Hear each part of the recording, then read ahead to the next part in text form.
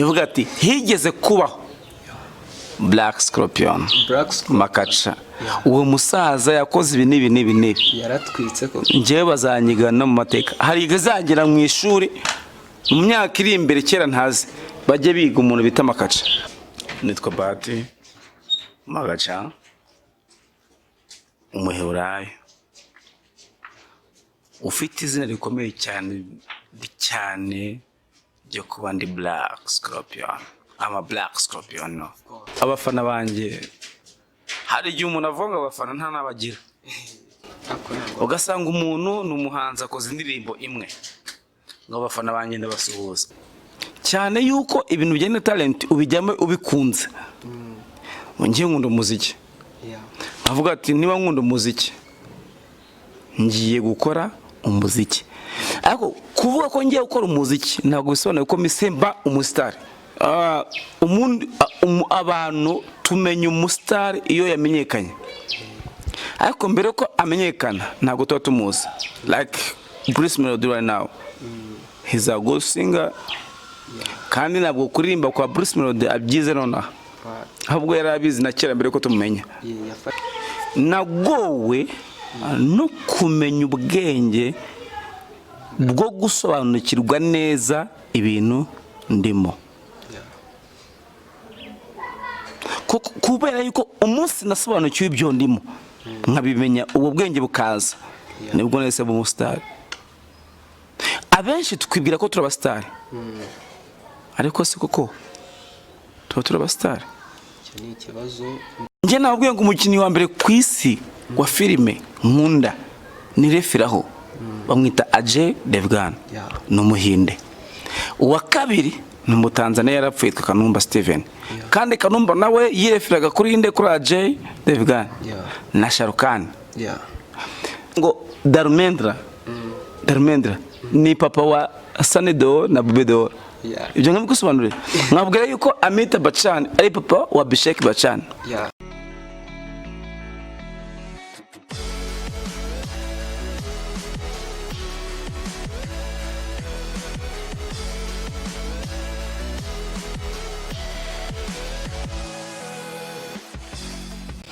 Mwongeye kwirirwa abakunzi ba Katikati Media, twongeye kugera hirya no hino nkuko twabibamenyereje, twongeye guhura nanone n'icyamamare. Ubundi mu muco nyarwanda nta mugabo ujye uvuga undi, katumuha ijambo abanze yivuge. Nitwa Bahati Makaca umuheburayo ufite izina rikomeye cyane ryo kuba ndi Black Scropion. Ama Black Scropion no. People abantu abafana banjye hari igihe umuntu avuga abafana nta nabagira. Ugasanga umuntu n'umuhanzi akoze indirimbo imwe. Ngo abafana banjye ndabasuhuza. Ayisho yuko abafana ubafite. Ariko ngiyewe ndabizi neza ko mbafite. Ndabizi neza ko mfite abafana. Ndabafite so abafana banjye ndabasuhuje. Abasilamu assalamu alaikum, abakristo yeshashimwe bas na uretse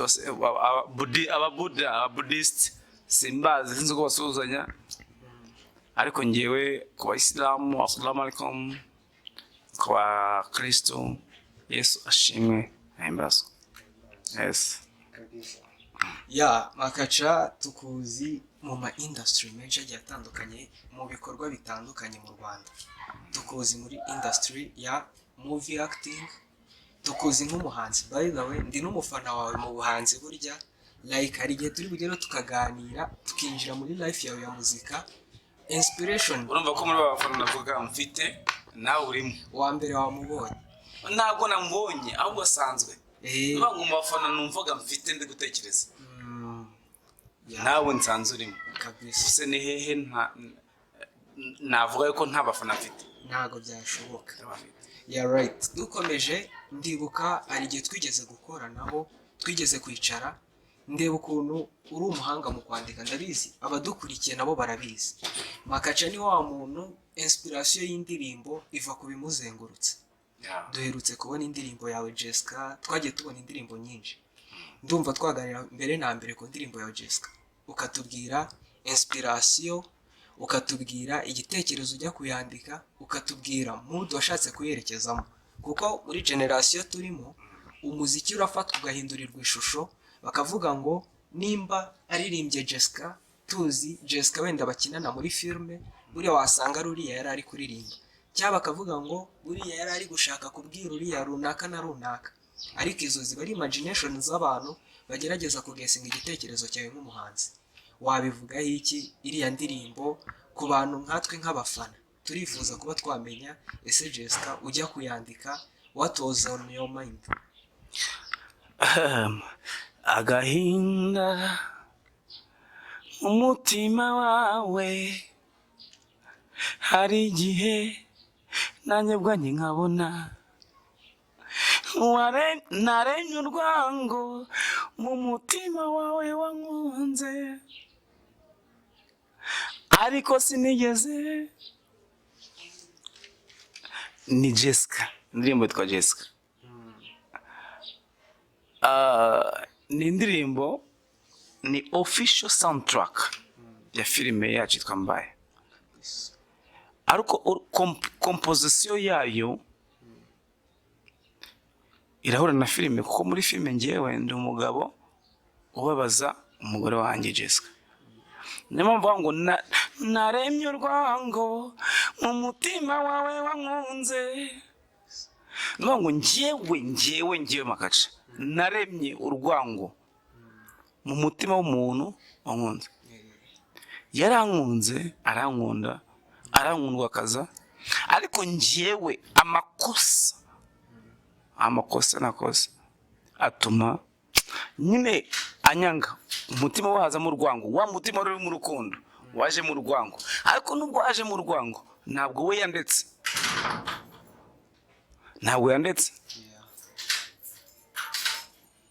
hari ahantu mvuga ngo erega mama nanjye birambabaza kubona uri kurira, kandi ari njye watumye urira. So bivuze ngo it's just official soundtrack ya Mbaye series, ariko none bigahura na story ya filime. So nkuko ruvuze ngo ndumwanditsi ushobora kuba ari mwiza cyangwa se atari mwiza bitewe n'ababibona, ariko ndumwanditsi, naba mwiza naba mubi, naba umwanditsi mwiza naba umwanditsi mubi, ntabwo bikoraho ko ndi umwanditsi. So ndumwanditsi. Urabona na microphone sifite, uramutse umaye iminota 5 ukambwira ngo ririmba iyi microphone, natanyiririmba. Nkavuga microphone wamaye ijambo, nkavuga microphone y'umuntu akubashye nawe umwubaha, nkavuga ko ntabwo umuntu wese uvugira kuri microphone ngiye kuvuga umuntu wese uvugira kuri microphone ntabwo ari kwibwira, ari kubwira rubanda nyamwinshi. Nuvuga ngo ngiye kwibwira cyangwa se kubwira aho turi kumwe, ntabwo bisa gukoresha microphone. Ariko impamvu microphone none handi kwikoresha nuko hari abantu bari kora kino kiganiro ngiye kubwira. So microphone iyubashye irakubaha. So bivuze ngo ngiye kwandika indirimbo kuri microphone,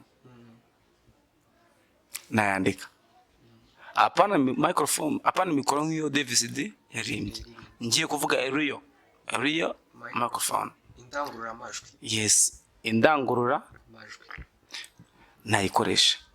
Ahantu hose uzahura na microphone uzasanga ari ahantu ugiye kubwira rubanda nyamwinshi, ni kuri radio, ni mu biganiro runaka, ni muri concert, ni cyangwa se ni muri stade abantu barahari benshi cyane bakoresha microphone, cyangwa se ba bantu bazenguka mu makaritsiye afite za noza babwira abantu. So microphone ikoresha ugiye kubwira rubanda nyamwinshi. That's why iyo uyubashye nayo ikuba. So rero uramutse ubwiye ngo Makaca andika indirimbo ivuga ko na microphone, nayandika. Ndi umuhanzi w'umwanditsi, ariko biragoye kugira hari abandi bantu babaza ngo rimba urukweto Air Force singi nambaye, umbwiye ngo yiririmbeho nayirimbaho. Mahirwe yo kumubona ari muri recording session, ni umuhanga mu kwandika nkuko yabivuze, ni umuhanga muri inspiration. Ni nacyo kibazo cya mbere namubajije. Then twari turi munoze muri studio imwe atunze, nkeka ko na n'ubu ngubu mu gitekerezo yari yaratanzemo cya rebo ikiri movement yaje cyangwa ikiri mu nzira, ariko twatekereje gufata indirimbo yari ihari ngo tuyimodifiye beat tukiri kubikora gutya nyine producer akiri kubitekerezaho. Nibuka yatangiye kuririmba igitekerezo kikiri mu magambo. Iyo ndirimbo yararikodinzwe, sinzi nimba amakuru yo ya release yayo nuko yitwa arabyivugira kugira mu bikonfirime namwe. Ndumva ku bantu babahereza ubuhamya bo ni benshi. Ni umuhanzi w'umuhanga, arandika indirimbo nyinshi zagiye zitandukanye zakunzwe, yabaye mu itsinda ry'abantu. Ntahamya kuvuga ko muri iryo tsinda na n'ubu ngubu riduhora ku mitima rya Just Family. Twakomeza tuvuga ati mu bihangano byawe twavuze nko kuri icyo gihangano wakoze navuga ngo ni live session yo kwandika indirimbo yawe, imwe mu byagaragaye y'uburyo byagenze. Wavuga ute ko muri iyo inspiration ugira umunota ku munota yo kwandika ushobora kuba udafite album nk'icumi cyazirenga waba utubikiye mu bubiko?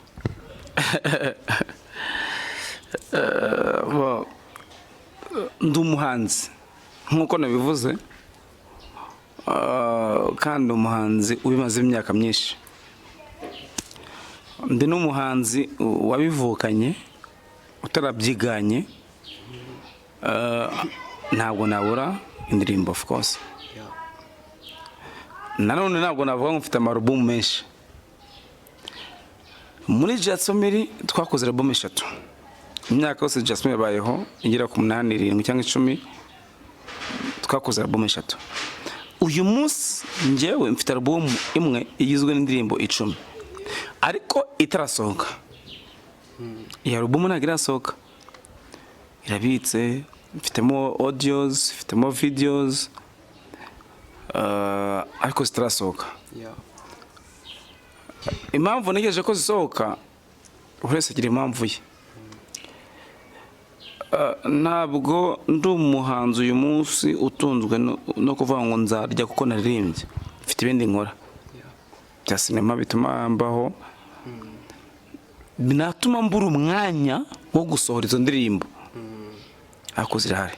Gusa nubwo mbura umwanya, nanone negereje ko COVID-19 ivamo irangira, and then nka dropping hanze imizigo yanjye 10, umuzingo w'indirimbo 10 zirimo audio, zirimo na video, zose zirahari.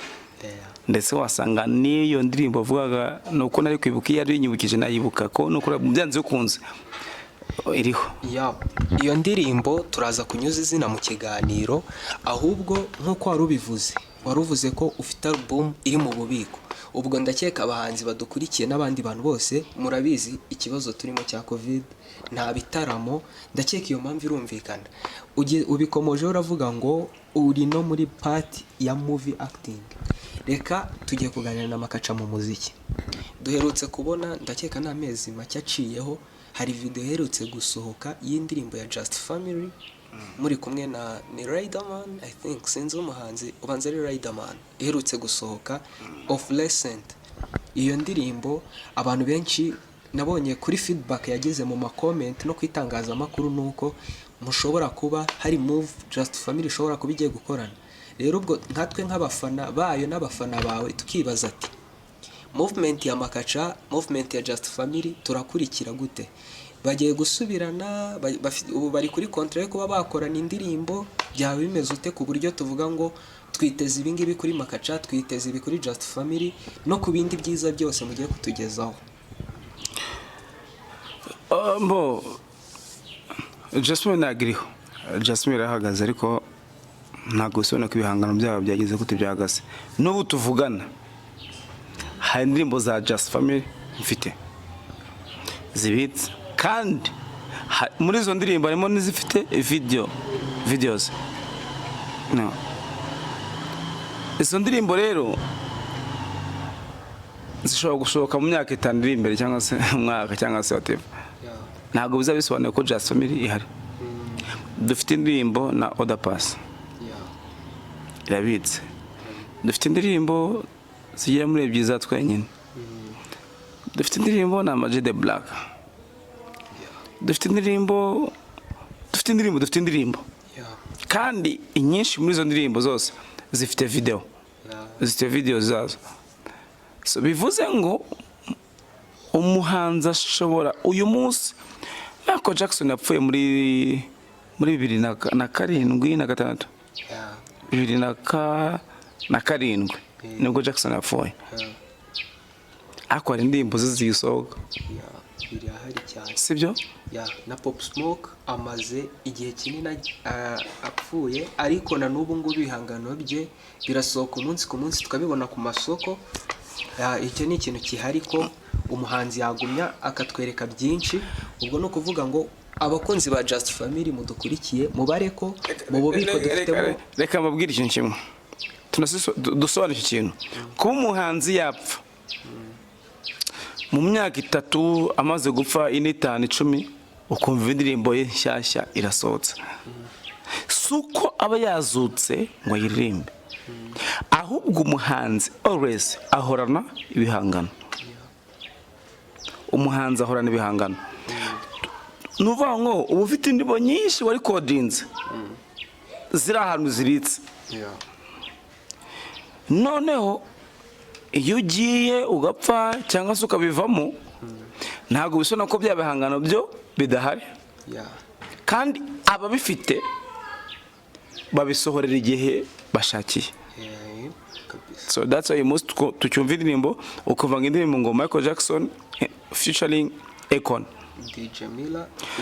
DJ Mila featuring bra Ngabo n'abandi bagiye bakora. Yes, Mila yarapfuye, album iravuga rest in peace to him, ariko album ejo bundi yasohotse yiwe. Ni ukuvuga ngo izo ndirimbo yarazikoze mbere yuko apfa.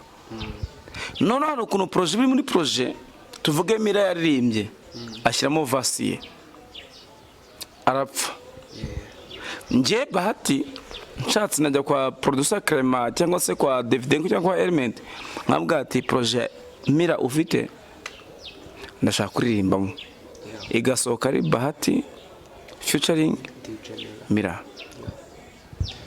Cyangwa se ugasanga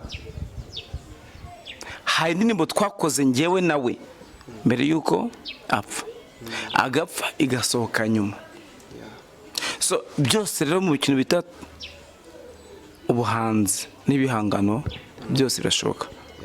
Gusa icyiza ntabwo en fait tugatse kuri question yarumbajije ivuga ngo hari indirimbo ya Jasmine Urban Boys ya na Riderman ni nyinshi, hari n'izasohoka twakoze zifite na video. Uyu munsi ushobora kuba ndyibushye ariko nakoze iyo video nanutse, cyangwa ushobora gusanga nanutse ariko iyo video nayikoze ndyibushye. Niba yibona rero uyu munsi nta musatsi mwinshi mfite, nta musatsi mfite, ariko izo video mfite imisatsi. Niba ubona indirimbo isohotse bakabona mfite imisatsi myinshi, ariko bajya kubona kuri interview agasanga nta musatsi mfite, nibaza bitekereza ko nayikoze mu gihe nari mfite uwo musatsi. Rero nyine ubwo nawe subiza. Turagumya tuganire, ndakeka umwanya turawufite. Ndakeka hari titre nagiye nkwima ariko suko byirengagiza umugabo ashimirwa ibyo akora. Ubu ngubu ufite ama movement menshi turi buganireho. Tukuzi nk'umuhanzi twabivuzeho, ariko ndakeka tutararenga umuhanzi hari urugendo umuhanzi anyuramo. Tukuzi muri Just Family, ese waciye inzira ute kugera mu itsinda cyane imba ari nawe wariremye? Byagutwaye iki? Byagusabye iki? Hari imbaraga bisaba umuntu? Bantu bose nyine hari ukuntu tubona umuntu ageze muri platform bikamuhira akaba umuhanzi agakundwa, agakora igitaramo kikitabirwa, yakora indirimbo zigakundwa, tukavuga ngo uriya muntu yavutse akiza, cyangwa uriya muntu kugera muri muzika byaramworoheye, uriya muntu kubona umuproducer wa mbere ntago byamugoye. Icyo kintu kivuga iki bro? Sufite microphone nasiri kumbaza, ushaka gusanga kugira ngo ugire ku rwego rwo guhura nanjye ukambaza biragutwaye igihe kirekire, ntago byagutwaye igihe kirekire cyo kumbaza cyangwa se cyo guhura nanjye, nubwo byagutwaye igihe kirekire kugira ngo ufashe microphone uri kumbaza. Buri kintu cyose aho kiva kikagera nta na kimwe cyoroha kibaho, cyane yuko ibintu bijyanye na talent ubijyamo ubikunze. Ngiye nkunda umuziki, avuga ati niba nkunda umuziki ngiye gukora umuziki, ariko kuvuga ko ngiye gukora umuziki ntabwo bisobanuye ko misemba umusitari, umuhanzi cyangwa umusitari. sibyo? Hari haso ngomba guca, hari inzira underground nka hasuri nka survivinga. Umunyamakuru ukamuhamagara kugira ngo acurange indirimbo yawe akakwiryaho, ibyo bintu byagaragaye bikagera ku rwego noneho usohora indirimbo we ubwe akayishakira, cyangwa se akaguhamagara ati Musa ko nabonye mufite indirimbo nshyashya wayimaye, waje tugahura tukavugana, ndashaka indirimbo yayo nshyashya yime. Kandi ubwa mbere byaratangiye umuhamagara ushaka kumuha indirimbo, rimwe na rimwe akanayanga. So hustle is a hustle. Nta kintu kimwe wageraho utagihangayikiye. Hari ukuntu tubona abantu tuvuge abantu tumenya umustar iyo yamenyekanye, ariko mbere ko amenyekana ntabwo tuba tumuzi. Like Bruce Melody right now, he's a good singer, kandi ntabwo kuririmba kwa Bruce Melody abyize nonaha, ahubwo yarabizi na kera mbere ko tumumenya. Yafashe imyaka myinshi, yarazi kuririmba mbere yuko tumumenya. Aho twamumenyeye tuzi ko aribwo atangiye umuziki, ariko umufashe na microphone akakira kuri Melody watanye umuziki ryari, yakubwira imyaka Musa ukababara. Aherutse kutuganira n'umunyamakuru, yavuze ku nkuru ye y'ubuzima. Dusanga koko bimwe tuba tuvuga ngo nimba nyuze kuri Makaca atwaye imodoka, imwe twanyuze hari haruguru, tugasanga uri gukata imodoka, tukavuga ngo byaramuhiriye, buriya wasanga na kuva kera yarategaga moto. Buriya we ubuzima bwawe buvuye hanze ya muzika, guhera mu bwana bwawe niki cyakugoye mu buzima mu kugrinding, ukavuga ngo aha ngaha soko ko narahasorenze, Imana yandwanyeho, ndayishima iki, ndashima uyu muntu iki, yamfashije iki, yankuye ahantu nabonaga inzira ihagaze.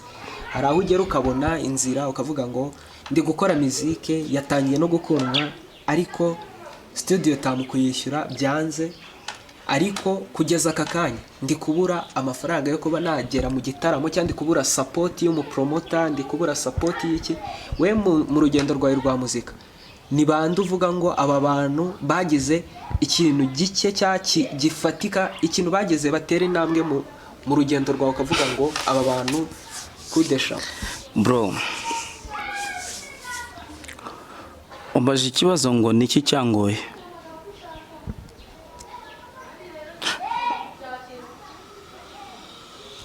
Nje ntabwo nabwowe no kubura amafaranga, nta nubwo nabwowe no kubura indirimbo cyangwa se ibihangano. Nabwowe no kumenya ubwenge bwo gusobanukirwa neza ibintu ndimo, kubera yuko umunsi nasobanukiwe ibyo ndimo nkabimenya, ubwo bwenge bukaza, nibwo nahise mu umustar. Abenshi twibwira ko turaba star, ariko si koko tuba turaba star. Icyo ni ikibazo ndakeka abantu benshi muri aka kanya. Uyu munsi ndi Makaca, ndi umustar, ariko ndi umustar ku ruhe rwego?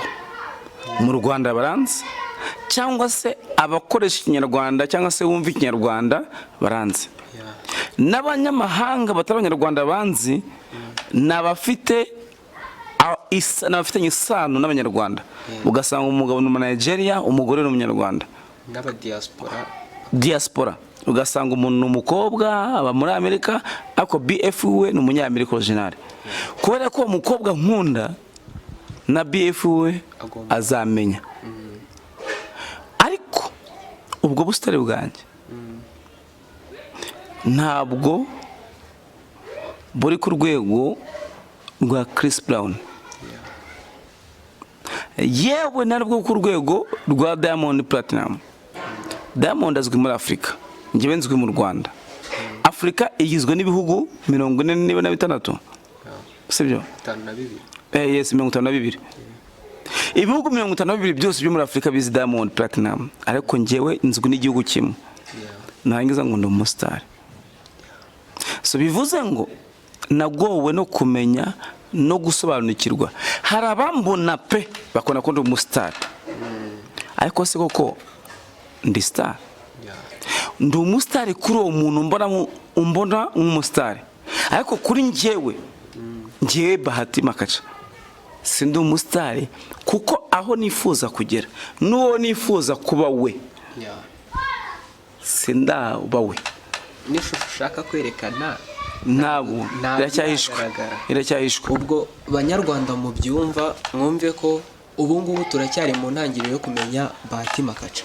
Turakomeza tuganira, tuvuye mu rugendo rutari rworoshye rwo kubasha gusobanukirwa industry wari ukandagiyemo ya muzika, ngo uvuge ngo ese aka gakino gakinwa gute, ibi bintu ni ibiki kwanza, ibi bintu ni ibiki bikorwa gute. Hari ukuntu umuntu aririmba akaririmba indirimbo audio ikaba nziza, akora video ikaba nziza, akayisohora akashyira kuri radio akumva birarangiye. Ariko se koko ko wasoye indirimbo birabaye ko witwa umustar? Hari izindi n'inzira nyinshi cyane, hari izindi nzira nyinshi zizagusaba gucamo kugira ngo witwe umustar, kandi izo nzira ni ndende. Niyo mpamvu umuntu ashobora kubana imyaka 10 aririmba ataraba umustar, ariko umwaka umwe wonyine ugahita umuhira agataba umustar. Ubwo ngubwo ndakeka abantu badukurikiye, abantu bari muri haso, bari kurira urwego ruzamuka, bazamura talent, ntago ari muzika gusa. Uyu ni umunyempano zitandukanye, turagumya tuganira zibabwireho. Inyinshi muri zo twagiye tuzivugaho, ariko buri muntu wese uri gukora cyane akaba afite talent ye ari kuzamura, ngo ejo n'ejo bundi igira ikimumarira, imuzamure muri platform, ejo n'ejo bundi azabe yahuye n'abandi bantu. Uwo muntu turamusuhuza, turakomeza tuganira, tugiye kugera muri part ya movie wigeze utubwiraho. Ariko tutarakomeza, ndibutsa buri muntu wese uri kudukurikira ushaka kugira icyo tuganiriza muri iki kiganiro, hari byinshi tuba twakoze twavuze, washyiraho comment ukatwungura igitekerezo, watera like ubaye wabikunze, ugakanda subscribe hasi ukareba, warangiza ukavuga ngo twakomeje. Iyi ni Katikati Media, turakomeje, turi kumwe na Makaca, tugiye kugera mu rundi rugendo rwe. Hari urugendo noneho rwa industry ya movie acting na movie directing. Sinzi nimba directing warayikomeje ariko wigeze uyikoraho, ariko reka tuganire cyane kuri movie acting no ku gikorwa cya Mbaya series. Ndakeka iyo filime wigeze kuyituganirizaho mu ndirimbo yawe. Iyo ndirimbo Jessica watubwiye ko ariyo soundtrack ya Mbaya series. Then abantu benshi bavugaga ngo ese nimba koko iriya soundtrack yarakorewe Mbaya series, tukaba twumva yararimbyemo Jessica ari umwacteur bakinana, ese buriya nyuma ya kamera cyangwa mu bundi buzima bwa Bahati na Jessica, uwakinnye yitwa Jessica, buriya nta kintu cy'urukundo cyangwa nta kindi kintu? Jessica ni inshuti, ni colleague mukinana movie cyangwa best friend? Watubwira relation yawe nawe. Jessica no mukinnyi so ni umugore wa Makaca muri filime, ariko Soso ntabwo ari umugore cyangwa se girlfriend wa Bahati. Jessica ni umugore wa Makaca, ariko Soso si umugore wa Bahati. Bivuze ngo njyewe ndi Makaca muri filime, ariko hanze ya filime ndi Bahati. Soso ni Jessica muri filime, inyuma ya filime ni Soso. Jessica ni umugore wande wa Makaca, ariko ntabwo Soso ari umugore wa Bahati. So ni umukorege, ntabwo sinkundana na Jessica, ni umushuti wanjye bisanzwe, nyine akabona barabyimagina hari n'abishaka hari abashaka yuko ngewe na Jessica dukundana ariko no ni kolege wanjye. Ubwo ni ukuvuga ngo tubisobanure neza n'aba business partners bahuriye mu gikorwa. Ubwo ushaka ko bakundana uzasenge cyane Imana igiye bizaba niko twabivuga. Noneho turakomeza kuri icyo kibazo hajya hakomokaho ikibazo muri sinema nyarwanda. Reka tubyagure. Bajya bavuga ngo ese ko tujya tubona mu movie nyarwanda habamo ikibazo cyo kuvuga ngo abakteri akenshi bakunze gukinana baregwa kuba harimo cyane cyane aba sponsoring movie cya aba owners ba movie bajya bahura n'imbogamizi yo kuba bavuga ngo turakastinga umuntu cyane cyane uje bijya bigaragara umuhungu ku mukobwa. Ubwo niko ndi kuvuga bagiye gukastinga abakobwa ugasanga muri cast yabaye havuyemo rate nini y'aba GF. Ndumva icyo kintu ntabwo kiri professional. Ibyo bintu ntabwo biba mu Rwanda gusa. Umuntu bita Ajay Devgan no muhinde niwe mukinnyi ku isi. Nkunda ni referaho. Umugore we bamwita Kajol. Bahuriye muri film. Umuntu bita Brad Pitt umugore we na Angelina Jolie bahuriye muri film yitwa Mr and Mrs. Ni ibintu kuba umugore Amitabh Bachchan umugore we n'umukinnyi wa filime. Nuza Abhishek Bachchan umugore we bamwita Aishwarya Rai n'abahinde. Aishwarya Rai ni umustar ni umukinnyikazi w'umustar mu Buhinde. Abhishek Bachchan ni umustar bahuriye muri filime. Ni nkuko waba ukora umuntu ubundi urukundo ruva mu bantu bakunda guhura kenshi sibyo abantu bahura kenshi ukora muri MTN sorry ko vuze MTN umukobwa ukora muri MTN nawe ukora muri MTN muhuriramo buri munsi murahura nimushakana si ikibazo kuko murahura kenshi si ikibazo cy'akazi. Ahubwo ikibazo ni kimwe nuko abantu babifata mu bundi buryo bakumva yuko ngo ni gute ngo bano bantu ngo bakinana bakaba bataryamana cyangwa se badakundana bakina bari mu cyumba barakinana. Ngende umukina filime nshobora gukina filime nyinshi nese buri mukobwa wese tuzakinana nzakundana nawe. Urukundo rero ni urukundo rujyaho rushatse. Ntabwo kuba nyina na Jessica bisobanuye ko Jessica agomba kuba umugore wanjye no.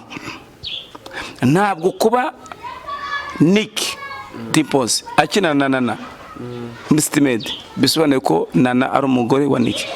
Ntabwo bisobanuye ko nuza Kanimba na wa mukobwa wakina na Soleil kuba Soleil akina umugore wa Kanimba ntabwo bisobanuye ko mbuze musanzwe Soleil agomba kuba umugore wa Kanimba. Ariko birashoboka yuko yaba kuko bahuye baratetana barakundana ariko ntabwo bisobanuye ko bakinana ari we ari umugore we. Rero abantu bavuga ko Jessica ari umugore wa Makaca cyangwa se Makaca ari umugabo wa Jessica cyokora nibyo Makaca n'umugabo wa Jessica muri filime Makaca n'umugabo wa Jessica muri filime ariko ntabwo sosa n'umugore wa Bahati. Murakoze. Noneho ubwo ngubwo ndakeka aka kanya turi kugenda dusobanukirwa Makaca ariko turi kugana ku musozo w'ikiganiro cyabaye kirekire ariko cyari kiryoshye ndakeka.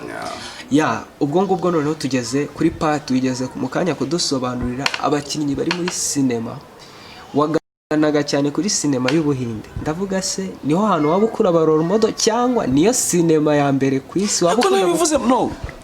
Nje nabwiye ngo umukinnyi wa mbere ku isi wa filime Nkunda ni referaho bamwita Ajay Devgan no muhinde. Uwa kabiri ni umutanzania yarapfuye Kanumba Steven kandi Kanumba nawe yireferaga kuri inde kuri Ajay Devgan na Sharukan. So rero kuba njyewe nakwirefera kuri Ajay Devgan na Kanumba si kibazo kuko no muhinde. Rero niba Nkunda umukinnyi wa mbere ku isi Nkunda ari umuhinde bivuze ngo Nkunda ngomba kureba filime zabahinde. Bro uzigiye kumbaza abastar b'abahinde keretse hari nakubwira abahinde nkamanuka nkamanuka mvuga ati uyu uretse kuba muzi avukana n'uyu nkababwira ngo Darmendra ni papa wa Sanedo na Bubedo. Ibyo nkabigusobanurira nkabwira yuko Amitabh Bachchan ari papa wa Abhishek Bachchan kandi Abhishek Bachchan ari umugabo wa Aishwarya Rai.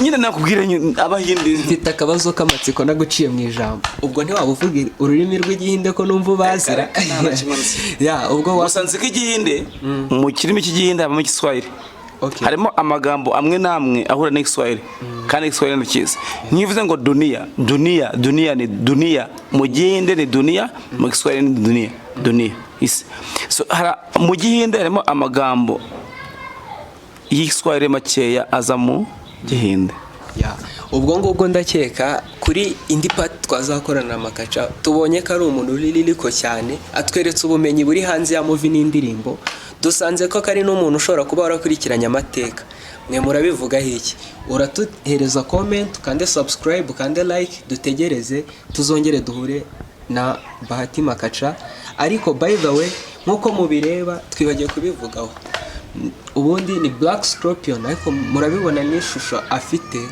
black nge nababeshye kuva namumenye sindamubona mu yindi suit itari black keretse ari ibindi bintu bibayo bleached nko gukina muri filime n'ibindi ariko nkuko mubibona ubu ngubu nawe utangire ubranding uvuge ngo I'm born black ngomba gukura ndi black ngomba kuzasaza ndi black n'abazankomokaho azatunga izina azabe proud yo kumva ngo nakomokaga kuri black scropion sogokuru yaratwikaga ubu ntabwo ufite inzozi zo kuzavuga ngo muri generation 5 zizankomokaho bajye bicara bavuga ko se wa musaza ntabwo ari inzozi ahubwo ni ibintu bizabaho kuko ndabizi neza ko ari imyaka izaza ivuga ati higeze kubaho black scropion Makaca uwo musaza yakoze ibi n'ibi yaratwitse ko ngewe bazanyigana mu mateka hari igazagera mu ishuri mu myaka iri imbere kera ntazi bajye biga umuntu bita Makaca ubwo ngubwo abategura amateka nyarwanda n'abategura amateka muri rusange mube mubyumva ko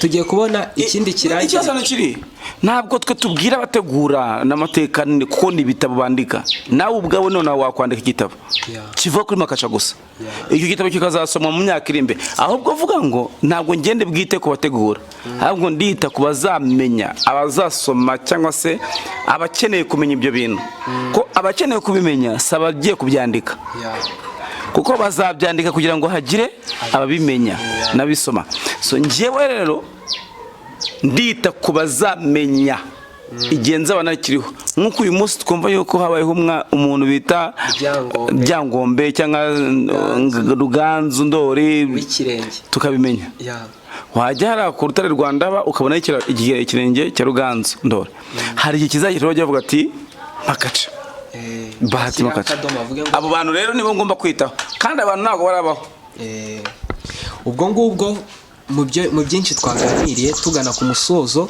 twibutsa abantu ko iyi ni Katikati Media uramanuka ukande subscribe ukurikirana ikiganiro nikikuryohera ushyireho like utere comment ugiri ibitekerezo watwungura turajya tugumya tuzenguruke hirya no hino tugushakira abantu benshi bagiye batandukanye bagiye badukorera byinshi twagiye dukunda hari ukuntu kuri Kinyarwanda ngo bagiye badukorera ujye ukoresha uvuga ngo abantu bakoze kandi bagikora bakoze byinshi bagikora ariko avuga ngo iyo uvuze ngo abantu bagiye badukorera bivuze ngo barabiretse I'm sorry ariko ivuze ngo abantu bakoze bagikora twakoze byinshi we still now and doing in the future it's coming exactly kandi future is better more than past and now ubwo ngubwo twitega abahanzi bari muri grind bari kiri kudutegurira byinshi bitandukanye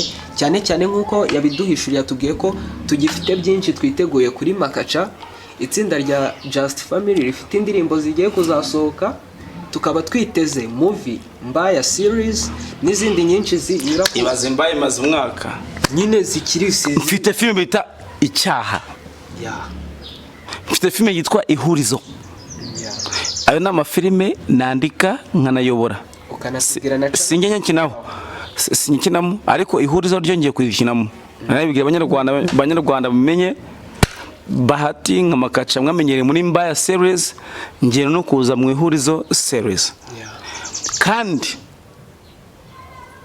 ihurizo igomba kurenga Mbaya aho yageze sibyo igomba nuvuga ngo Mbaya irahari irakomeje turacyayikora iraraninga ariko ihurizo ngiye gukina muri filime ya kabiri ngiye kugaragaramo mu buzima bwanjye nakinye filime Mbaya filime ya kabiri ngiye kugaragaramo ni ihurizo izo filime zose zirahari tugomba kuzikora rero uramutse uhagaritse ibikorwa byanjye ukabifunga man umwongeza avuga ngo success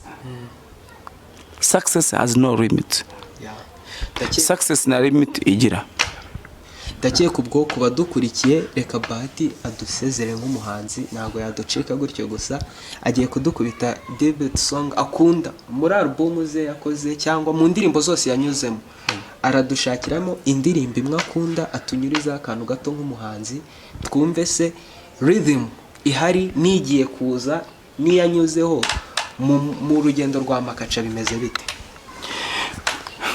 ibuka kwa mazi yamenetse atayorwa kanda karenzi iminga karushi hamagara mu rukundo nawe himura abakuri hafi bakubwiye kw'ibyo ukora atari byiza yo nindi just family Nkunda amatekanye so murakoze abakunzi ba Katikati Media, see you next time. Tuzahuza turagumya tubagere hirya no hino kandi mugumye mu dukurikirane nago twabatewe abakunzi ba hagati na hagati media katikati ni hagati yani katikati tu akubise ku ngingo Katikati Media mugumye mu dukurikirane turagumya tubagere ariko nanone abakunzi ba Katikati Media nibibagirwe kujya kuri channel umuhanzi TV umuhanzi TV mujye kuri channel yacu niyo channel yacu nicaho Mbaya series igacaho icya series igacaho ihurizo series mujyeho nyaboneka mu Nyarwanda